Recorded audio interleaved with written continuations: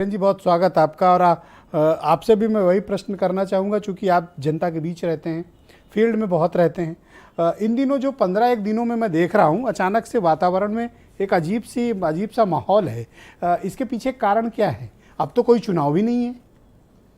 बिल्कुल, देखिए चुनाव नहीं है, लेकिन जब सरकारें चुनाव के बाद बनती हैं और एक विचारधारा की जीत होती है तो उससे ताकत मिलती है उनके समर्थकों को।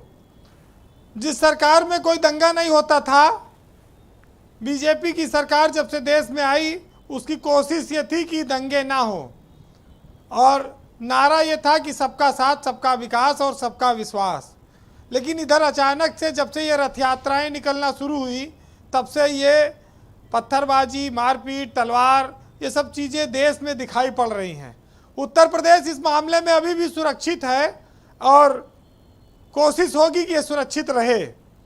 लेकिन एक बात ये आती है, चाहे शास्त्र हो या कुरान लिखी गई हो, जब ये सब चीज़ें लिखी गई थी, जब नमाज और भजन और कीर्तन बने थे, तो क्या उस ज़माने में लाउड स्पीकर था?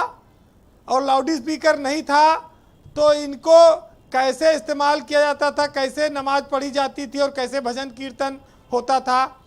इसकी कल्पना की जाए। हम जितने पढ़े लिखे, जितने सभ्य हुए, उतने ही ज़्यादा हिंसक होते जा रहे हैं। एक दूसरे के धर्म और भावना का भी हम आदर नहीं कर रहे हैं, क्योंकि फला समय में ऐसा हुआ था, मुगलों ने ऐसा किया था, इसलिए अब ये वक्त आ गया है कि ये बदला ले लो।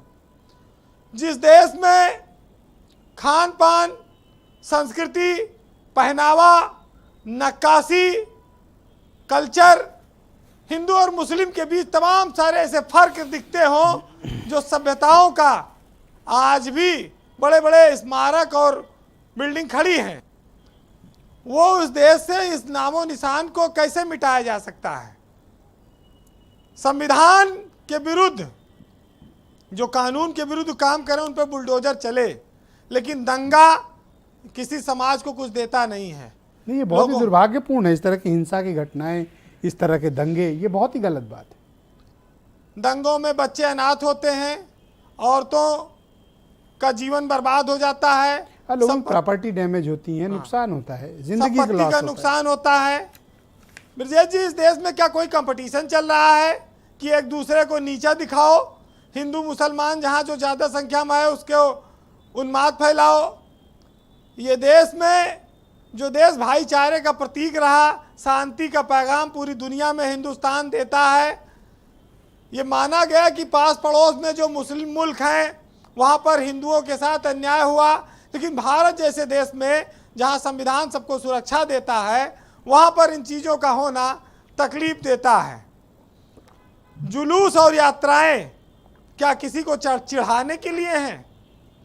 अगर ऐसा है, या जागरूकता लाने के लिए हैं, या समाज में धर्म के संदेश को, शांति और भाईचारा के संदेश को देने के लिए हैं? आज लोग मर रहे हैं, घर जल रहे हैं, लोग पत्थर चल रहे हैं, लोग काटे जा रहे हैं। अब एक नई बात उत्तर प्रदेश में और आई कि भाई लाउड स्पीकर पे अजान होगी और कीर्तन भजन हनुमान चालीसा तो होगा, लेकिन जिसके सैया खूब कमा रहे हैं उनका भी बखान होगा। यानी कि महंगाई के खिलाफ लाउड स्पीकर का इस्तेमाल हो रहा है बनारस में भी। विपक्ष ने इसको चिढ़ाने का एक मुद्दा बनाया बीजेपी को। ये अलग अलग तरीके हैं, लेकिन बात यह है कि किसी की धार्मिक भावना आहत ना हो।